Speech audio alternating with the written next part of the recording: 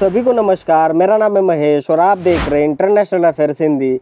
दोस्तों, आज हम बात करेंगे एक बड़ी खबर की। दुनिया की सबसे लंबी और खूनी लड़ाई इजराइल हमास गाजा युद्ध अब शायद खत्म होने की राह पर है। अमेरिका के राष्ट्रपति ट्रंप ने ऐलान किया है कि इजराइल और हमास ने पहले चरण के युद्ध विराम समझौते पर हस्ताक्षर कर दिए हैं। तो इस वीडियो में हम जानेंगे पहले चरण की शांति डील है क्या, समझौते में आने वाली चुनौतियां, साथ ही साथ इस समझौते पर दुनिया की प्रतिक्रियाएं। तो जुड़े रहे इंटरनेशनल अफेयर्स हिंदी चैनल के साथ, वीडियो पूरा देखें। और दोस्तों, आपका अपना चैनल है, सब्सक्राइब जरूर कीजिए ताकि हमारा भी मनोबल बना रहे। चलिए सबसे पहले खबर देखते हैं। यहाँ द गार्डियन की खबर है, first phase of ceasefire deal to end war in Gaza agreed by Israel and Hamas. मतलब यहाँ कहा जा रहा है इजराइल और हमास के बीच गाजा में युद्ध समाप्त करने के लिए पहले चरण का संघर्ष विराम समझौता तय हुआ। आप यहाँ भी देख सकते हैं, राउटर्स की खबर है, Trump says Israel Hamas sign off on first phase of Gaza deal. मतलब यहाँ लिखा है, ट्रम्प ने कहा कि इजराइल और हमास ने गाजा समझौते के पहले चरण पर सहमति जताई। दोस्तों, इजराइल और हमास ने ट्रम्प प्रशासन की मध्यस्थता में एक 3 चरणीय युद्ध विराम योजना पर सहमति जताई है। इसमें से दोस्तों अब इजराइल और हमास दोनों ने पहले चरण के युद्ध विराम समझौते पर दस्तखत जरूर कर दिए हैं, लेकिन आखिर यह पहला चरण है क्या? पहले चरण में क्या होने वाला है उसे कुछ पॉइंट्स के जरिए समझते हैं। पहला पॉइंट है अस्थायी युद्ध विराम, 6 हफ्ते का ब्रेक।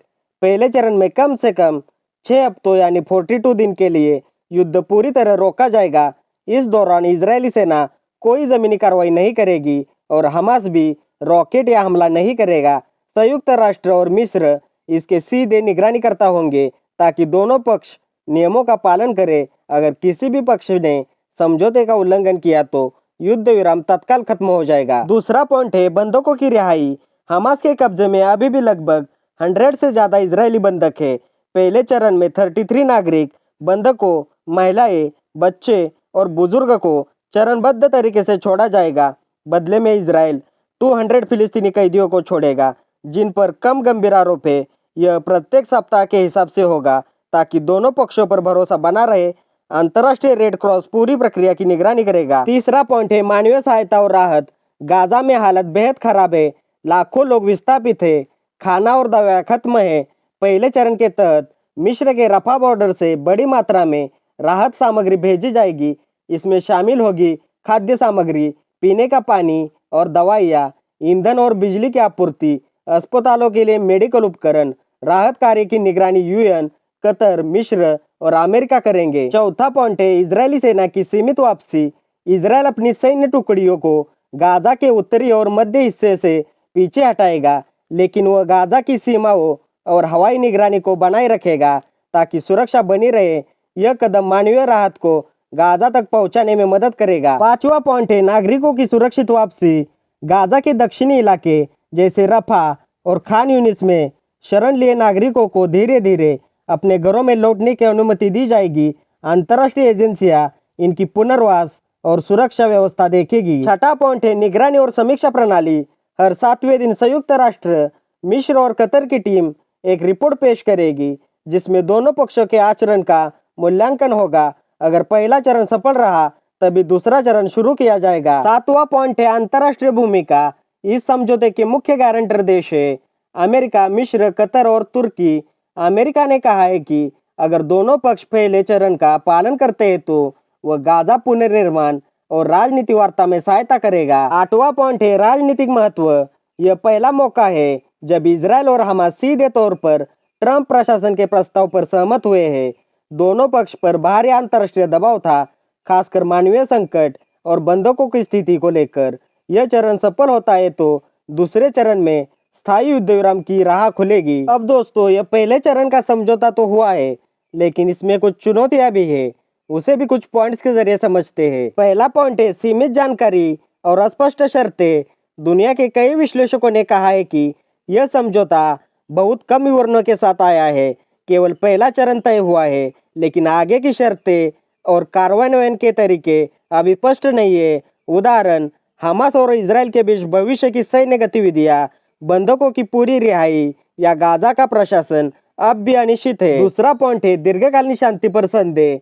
इतिहास में इजराइल और हमास के बीच कई शांति प्रयास टूट चुके हैं। कई विशेषज्ञ मानते हैं कि यह समझौता एक अस्थायी या क्षणिक शांति हो सकती है। अगर कोई पक्ष शर्तों का पालन नहीं करता तो युद्ध फिर से शुरू हो सकता है। तीसरा पॉइंट है मानवीय और पुनर्निर्माण चुनौतियां। गाजा में युद्ध से भारी तबाही हुई है। अस्पताल, स्कूल, बिजली और पानी की आपूर्ति अभी भी सीमित है। समझौते के बाद भी मानवीय राहत और पुनर्निर्माण के लिए पर्याप्त संसाधन न मिलने का डर है। चौथा पॉइंट है राजनीतिक और बाहरी दबाव। ट्रंप और अन्य देशों की मध्यस्थता ने डील संभव बनाई, लेकिन यह स्थायी समाधान नहीं है। कई विश्लेषक कहते हैं कि बाहरी दबाव हटने के बाद दोनों पक्ष अपनी पुरानी नीतियों पर लौट सकते हैं। पांचवा पॉइंट है जनता में असंतोष और शंका। गाजा की जनता उम्मीद और डर के मिश्रित भाव में है। कई लोग कहते हैं कि पहले चरण के बाद भी जीवन सामान्य नहीं होगा। लोगों का डर है कि यह समझौता केवल कागजों तक सीमित रह जाएगा, असली सुरक्षा और विकास नहीं आएगा। अब दोस्तों, इस समझौते पर दुनिया की प्रतिक्रिया क्या है उसे समझते हैं। अमेरिका और ट्रंप की प्रतिक्रिया की बात की जाए तो ट्रंप ने कहा कि मैं गर्व से घोषणा करता हूं कि इजरायल और हमास ने हमारे पहले चरण की शांति योजना को स्वीकार कर लिया है। उन्होंने यह भी कहा कि बंधकों को जल्द रिहा किया जाएगा और इजरायल सेना एक सहमत रेखा तक पीछे हटेगी। इजरायल और नेतन्याहू की बात की जाए तो नेतन्याहू ने इसे इजरायल के लिए बड़ा दिन बताया। साथ ही साथ ट्रंप और मध्यस्थ देशों की उन्होंने प्रशंसा की। हमास की तरफ से कहा गया कि वे इस समझौते को महत्व देते हैं और मध्यस्थों ने जो भूमिका निभाई है उसकी सराहना करते हैं, और साथ ही साथ इजरायल को आग्रह किया कि इजरायल पूरी शर्तों का पालन करे और किसी तरह की देरी न करे। भारत की बात की जाए तो भारत ने भी इस समझौते की सराहना की और कहा कि भारत इस तरह की सभी शांति पहलों का समर्थन करता है। ब्रिटेन की तरफ से भी इस फैसले का स्वागत किया गया और कहा गया कि इसे तुरंत लागू होना चाहिए। संयुक्त राष्ट्र ने भी इसे महत्वपूर्ण कदम बताया। साथ ही दोनों पक्षों से शर्तों का पालन करने की अपील की। कतर, मिस्र, तुर्की यह देश मध्यस्थता की भूमिका में थे, तो इन्होंने भी इस समझौते का समर्थन किया है। फ्रांस, जर्मनी और यूरोपीय देश इन्होंने भी पहल को शांति की दिशा में सकारात्मक कदम बताया, लेकिन और भी काम करना होगा, ऐसी टिप्पणी भी की। अब दोस्तों, अभी इजरायल और हमास पर वैश्विक दबाव ज़्यादा है। अगर यह डील सफल रही तो यह 21वीं सदी का सबसे बड़ा शांति समझौता हो सकता है। अगर यह समझौता कायम रहा तो पूरा मिडल ईस्ट स्थिर हो सकता है। आपको क्या लगता है, क्या यह डील सच में टिक पाएगी? क्या इससे सच में शांति आएगी या फिर युद्ध कुछ महीनों में लौट आएगा? अपनी राय कमेंट में ज़रूर लिखें। फिलहाल इस वीडियो में इतना ही। हमारे चैनल पर जियो पॉलिटिक्स के रिलेटेड सभी खबरों को कवर किया जाता है। एक बार चैनल की प्लेलिस्ट ज़रूर चेक कीजिए और इंटरनेशनल अफेयर्स हिंदी चैनल को सपोर्ट कीजिए। अगर वीडियो में दी हुई जानकारी अच्छी लगी तो वीडियो लाइक कीजिए, अपने दोस्तों के साथ वीडियो शेयर कीजिए और सबसे अहम बात, आपका अपना चैनल है, सब्सक्राइब जरूर कीजिए ताकि नए वीडियो की नोटिफिकेशन आपको मिलती रहे। मिलते हैं अगले वीडियो में, तब तक के लिए धन्यवाद। जय हिंद।